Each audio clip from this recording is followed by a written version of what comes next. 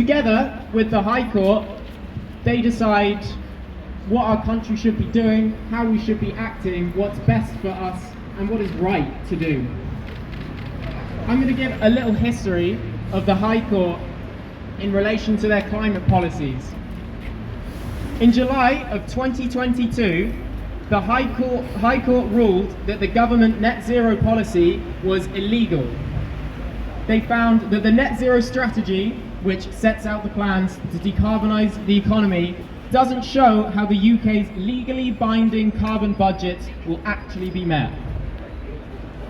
In March 2023, the government published a revised strategy, however, a strategy that relies on technology that doesn't yet exist. As such, they are being taken back to court, which the High Court has accepted that they will hear. So clearly their distrust of the government in their treatment of the climate runs pretty deep.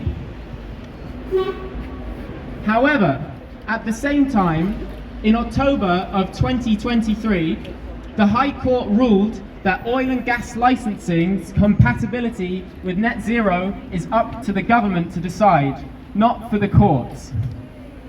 So let's recap. The courts that very publicly, embarrassingly publicly I would say, mistrust the government on their treatment of the climate, at the same time think they can trust them to decide whether new oil and gas licensing is compatible with net zero. If that's not the definition of complicit, I really don't know what is.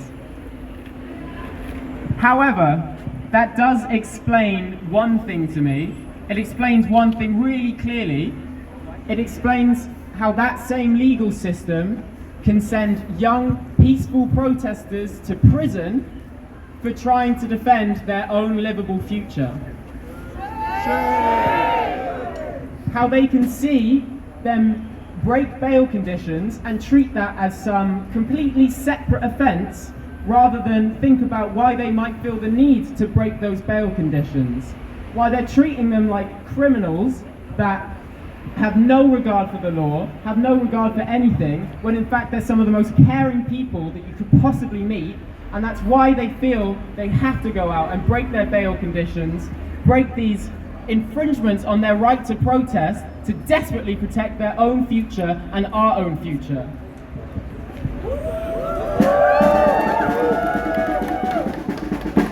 The judiciary system has a deep distrust of that government's climate policies, and yet at the same time they are more than happy to silence those trying to shine a light on that, which is exactly what we are here to prevent today.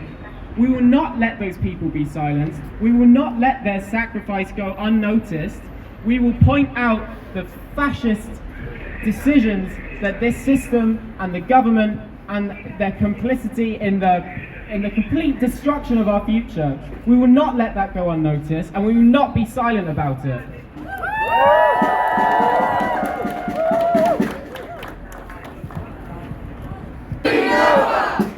Free Chiara! Free Chiara! Free Cressy! Free Cressy! Free Marcus! Free Marcus! Free Morgan! Free Morgan!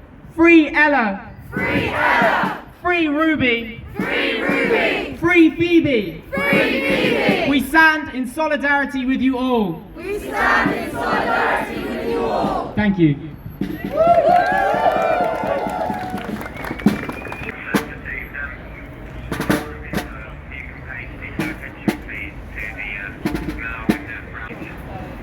It's important when we stand in solidarity with our prisoners that we also stand in solidarity with prisoners, political prisoners across the world, because our governments are also complicit in their imprisonment. I have a message from Alphonse in Uganda. In a protest march in front of Parliament in Uganda by dozens of students resisting the East African crude oil pipeline, 7 student activists were brutally arrested on the 24th of November 2023 for marching to deliver a petition calling for an end to Total Energies oil pipeline project, ECOP. These students were detained at Central Police Station in Kampala for 4 days, where they were denied access to healthy meals. Some of them had their phones confiscated, and the government searched them for information to find out who was behind the protest.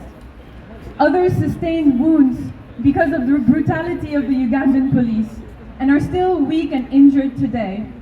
On Tuesday this week, at Buganda Road Court, they were sent to Luzira Maximum Security Government Prison, where they were charged with inciting violence contrary to the Public Order Management Act introduced in 2013. They are currently detained in prison until the 8th of December 2023, where they will return to court for bail application.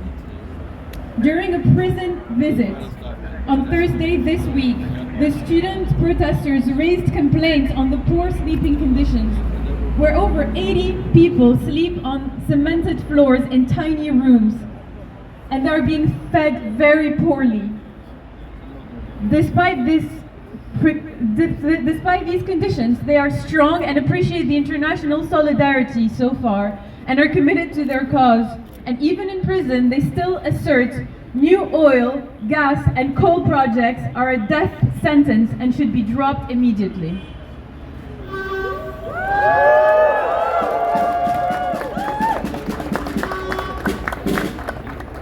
Just like our prisoners, they're non-violent, and violence was used against them.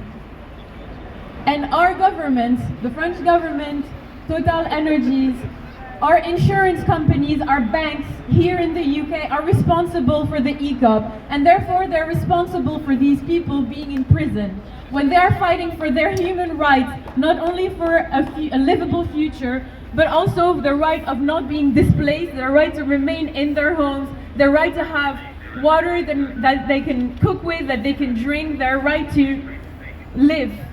And that's why we're here today. Thank you.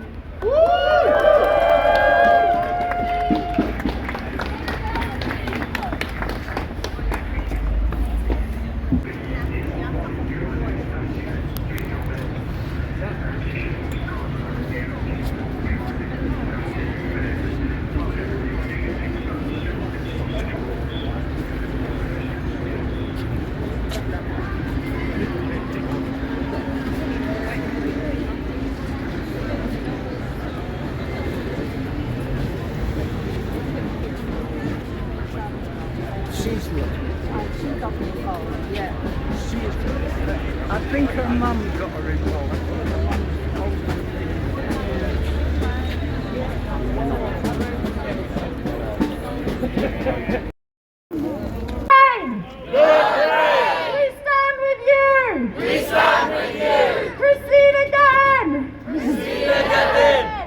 We stand with you! We stand with you! Baby Plumber! Baby Plumber! We stand with you! We stand with you! Ella Ward! Ella Ward! We stand with you! We stand with you! Ruby Hamill! Ruby Hamill! We stand with you! We stand with you! Chiara Sati!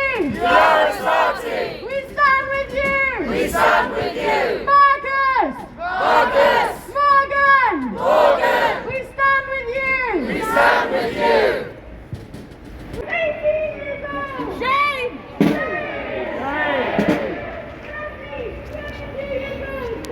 So we're here not only to shine a light on the injustice that's being done, but we're also here to thank them with all our hearts for their sacrifice, to sit here in solidarity for them.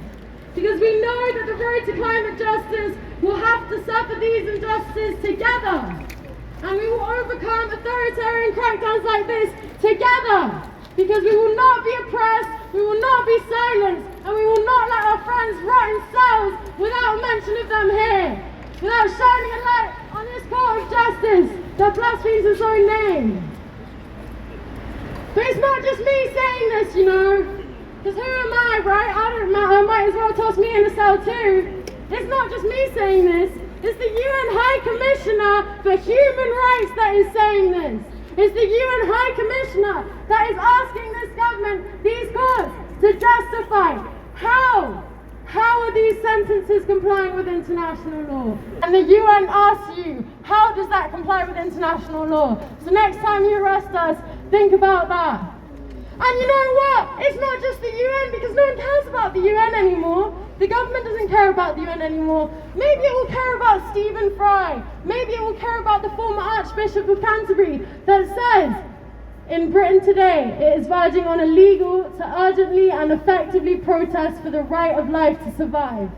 That is what the former Archbishop of Canterbury says.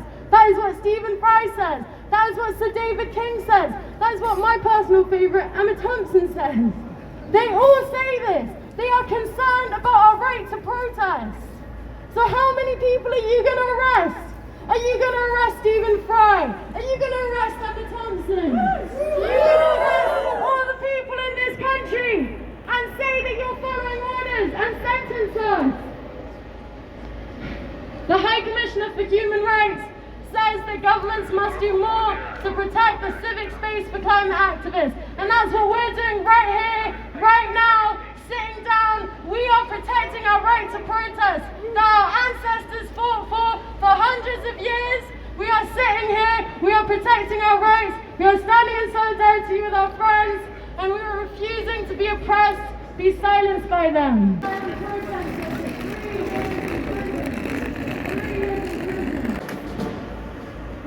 So when we walk in the road for 5 minutes and then they sentence us for 3 weeks, they call it justice, we say no! No! In solidarity with you, and we'll be with you the whole way through. Thank you.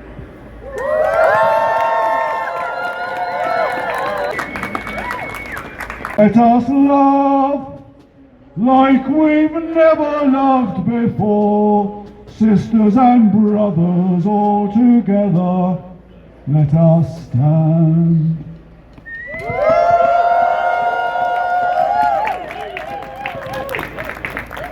Because some 20 odd years ago, I went over there. So I broke into Buckingham Palace with 14 other women from Greenham Common,